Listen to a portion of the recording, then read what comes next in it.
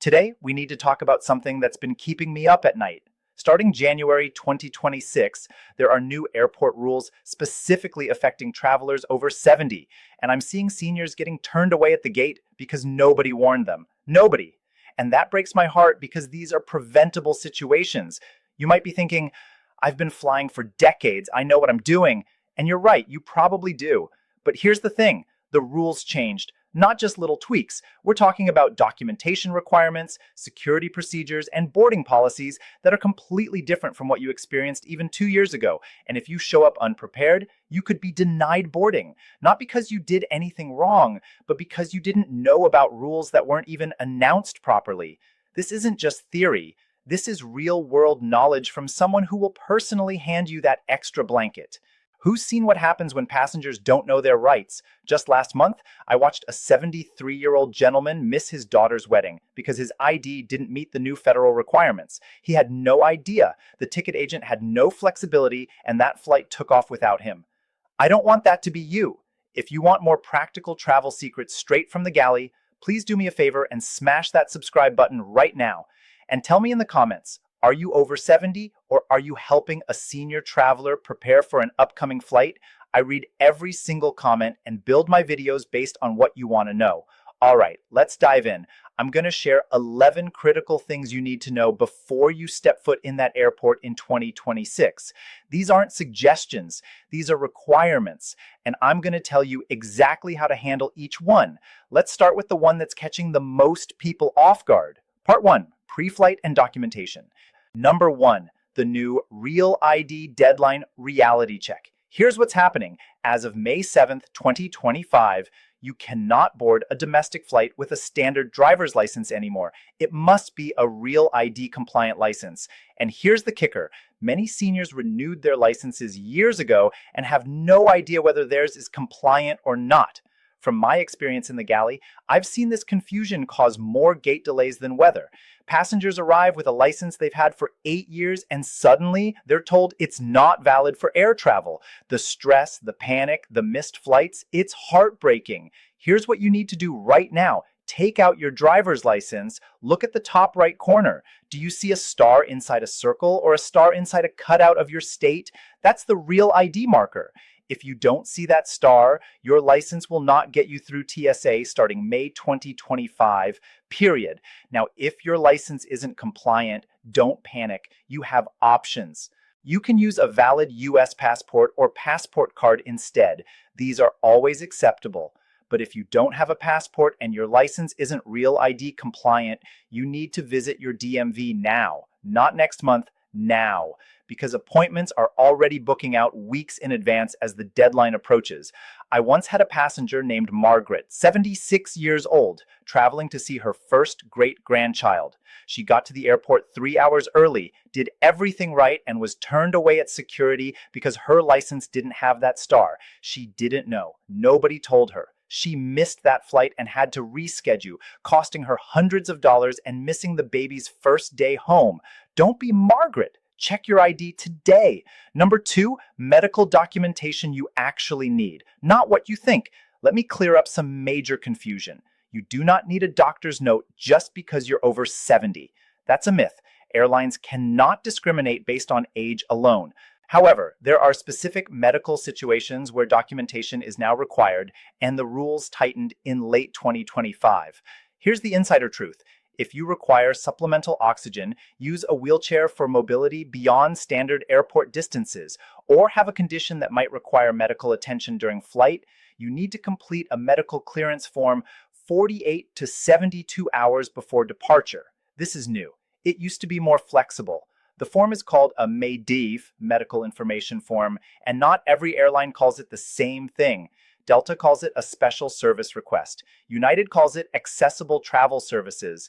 American calls it Special Assistance, but they all want the same information, a doctor's signature confirming you're fit to fly. Here's what you need to say when you call the airline. I need to submit medical clearance documentation for my upcoming flight. Can you email me the required form? They will send it. Get your doctor to complete it. Submit it at least 48 hours before your flight. This is not optional. Without it, the gate agent can deny you boarding if they believe you might have a medical emergency in flight. Now, if you're healthy and flying without any medical equipment or assistance, you don't need this. But if you have any doubt, maybe you use a cane, maybe you have a heart condition, call the airline. It's better to have documentation you don't need than to need documentation you don't have. Trust me on this one. Number 3, prescription medication rules that changed. This one catches people off guard all the time. As of 2026, TSA has stricter rules about prescription medications, especially liquids and controlled substances. Here's what most seniors don't know. Your pills need to be in their original prescription bottles, not a pill organizer, not a Ziploc bag. The original pharmacy bottle with your name, the prescribing doctor, and the medication name clearly labeled. If you're traveling with a week's worth of pills in one of those daily organizers, TSA can confiscate them.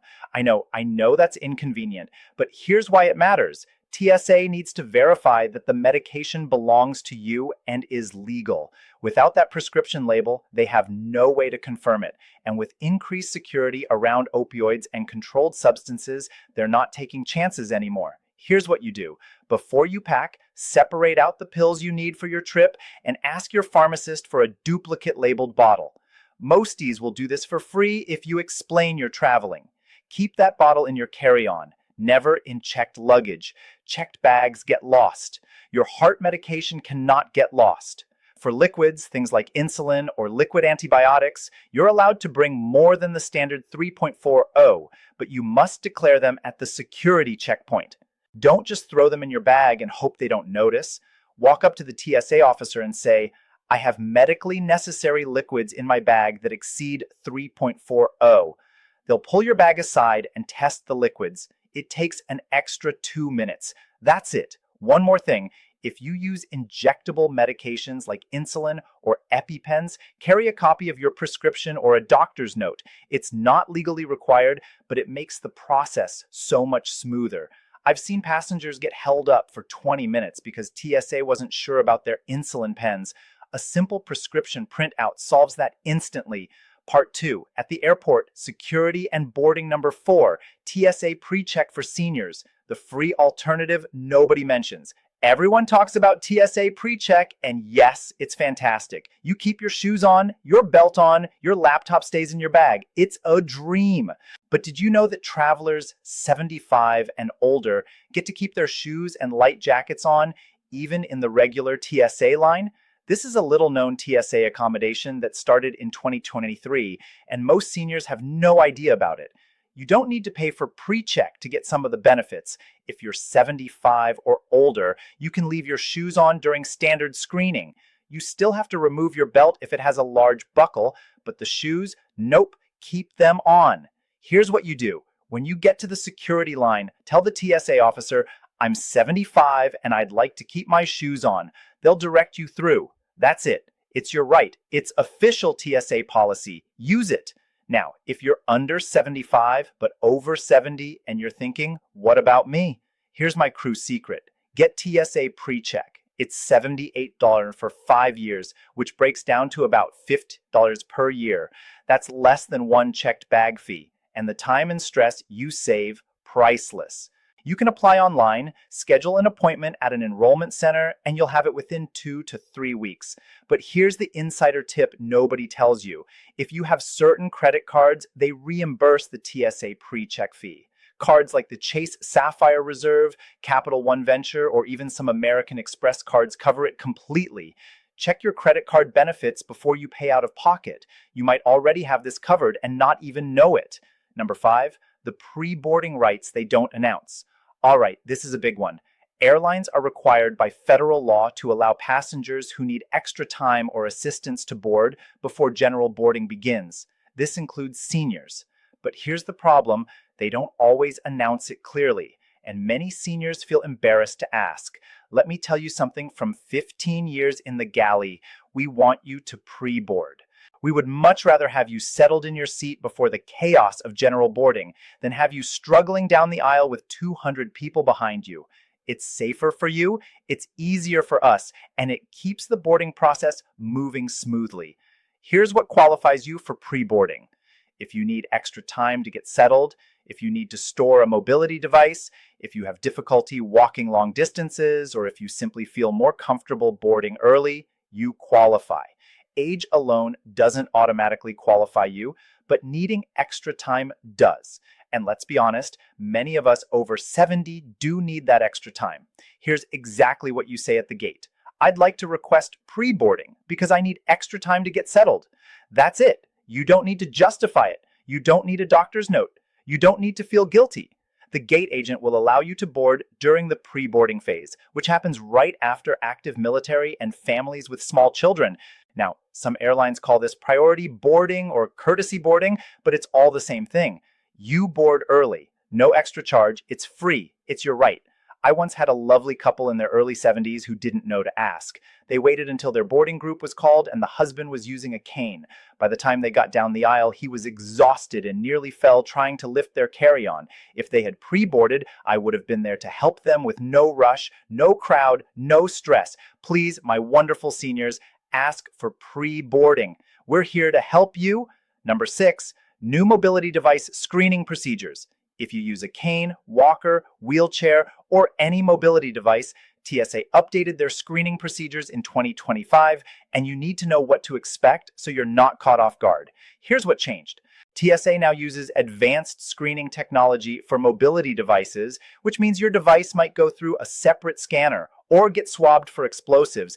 This is standard procedure. It's not personal. They're not singling you out. But if you don't know it's coming, it can feel invasive and frustrating. Here's the process. When you arrive at security, tell the TSA officer, I use a mobility device and need assistance. They will direct you to a separate lane where they can accommodate you. Your device will be inspected either by hand or through a scanner, and you'll be asked to walk through the metal detector or receive a pat-down if you can't walk through. Now, if you cannot stand or walk through the metal detector, you can request to remain seated in your wheelchair. TSA will conduct a pat-down screening while you're seated. This is allowed. This is your right. Don't let anyone tell you otherwise. Here's the magic phrase. I need to remain seated for screening due to mobility limitations. They will accommodate you. If they give you any pushback, ask to speak with a TSA supervisor. Supervisors are trained on these accommodations and will make sure you're treated properly. One more insider tip. If you're traveling with a collapsible wheelchair or walker, collapse it before you get to security. It makes the screening process faster because it can go through the X-ray belt more easily. If you need help collapsing it, ask a TSA officer or airline employee. They'll help you. Part 3, accessibility and special services. Number 7, wheelchair assistance. When to request earlier than you think. This is critical. If you need wheelchair assistance at the airport, you must request it when you book your ticket or at least 48 hours before your flight, not when you get to the airport, not at check-in, 48 hours in advance. Here's why this matters. Airlines contract with third-party companies to provide wheelchair services, and those companies staff based on advance requests. If you show up at the airport needing a wheelchair and you didn't pre-air request it, you might wait 30 minutes or more for someone to become available. I've seen seniors miss flights because they waited too long for wheelchair assistance that should have been pre-arranged. Here's what you do when you book your ticket online. Look for a section called Special Services or Accessibility Requests. Check the box for wheelchair assistance. If you're booking by phone, tell the agent, I need wheelchair assistance from check-in to the gate and from the gate to baggage claim on arrival. Be specific. They need to know exactly where you need help. If you already booked your ticket and didn't request it, call the airline now. Say, I have a flight on date and I need to add wheelchair assistance to my reservation. They'll update it in the system. Now here's the insider truth. Wheelchair assistance is free on all U.S. airlines. Free! It's part of the Air Carrier Access Act. You don't tip the wheelchair attendant, though many passengers do because they're grateful for the help, but you don't have to. The service is free and you should never feel like you're imposing. From my experience on the galley, I can tell you that we'd much rather you request a wheelchair than try to tough it out and risk falling or exhausting yourself. Airports are huge, gates are far, you're allowed to ask for help. You've earned it. Number 8, the invisible disability. Accommodations. Not all disabilities are visible.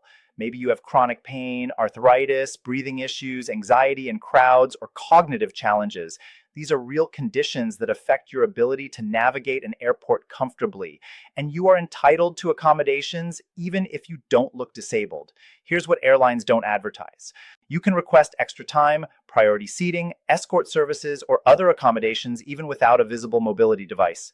The Air Carrier Access Act protects you, but you have to speak up because gate agents and crew can't read minds. Here's what you say: I have a disability that's not immediately visible, and I need specific accommodation. For example, I have severe arthritis and I need to pre-board so I can store my bag without rushing.